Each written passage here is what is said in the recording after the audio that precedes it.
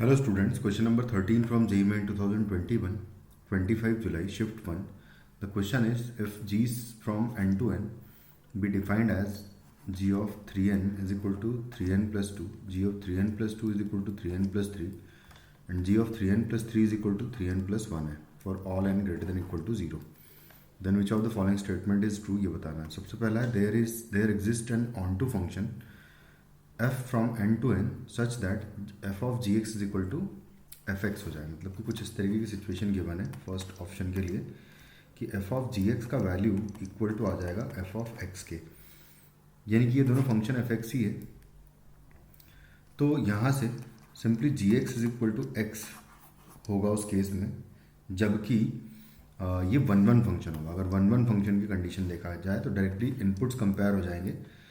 अगर ये one one function होगा fx तो उसके लिए ये कंडीशन आ रही है gx is equal to x होना चाहिए, but gx is equal to x है नहीं क्योंकि 3n प्लस 1 पर वैल्यू 3n प्लस 2 दे रहा है. तो एग्जैक्टली ये आइडेंटिटी फंक्शन तो बिल्कुल भी नहीं है.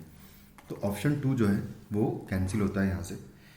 उसके बाद फिर अगर ऑन टू फंक्शन की बात करें तो ऑन टू फंक्शन के केस में एक पॉसिबिलिटी ये हो सकती है कि अगर मान लो आप fx is equal to n ले लेते हो फंक्शन, अगर आप fx is equal to n function लोगे तो उस केस में ये आपको आ जाएगा फाइनली वैल्यू एग्जैक्टली यही मिल जाएगी. तो जो फंक्शन है सिर्फ fx is equal to n, मतलब कि n की वैल्यू मतलब इस केस में x इज इक्वल टू जब 3n प्लस 1 हो, 3n प्लस 2 हो, यहाँ 3n प्लस 3 हो, तीनों केसेस की बात करें अगर तो उन सारे केसेस में जो फंक्शन का आउटपुट हो वो सिंपली n अगर निकल कर आ जाएगा तो यहाँ पर f ऑफ gx का वैल्यू fx आपको एग्जैक्टली मिल जाएगा. और ऐसा हो जाएगा तो फिर आपका फाइनली आंसर मैच कर जाएगा और ऑप्शन 1 जो है करेक्ट आंसर हो जाएगा. क्योंकि ऑन टू फंक्शन के केस में सिर्फ ये हो सकता है. ये फंक्शन जो है एक्चुअली ऑन टू फंक्शन है fx is equal to n, क्योंकि n हर एक के लिए हमने यूज़ कर लिया, यानी कि सारे नेचुरल नंबर्स इस फंक्शन में कवर हो रहे हैं. तो ये एक ऑन टू फंक्शन है.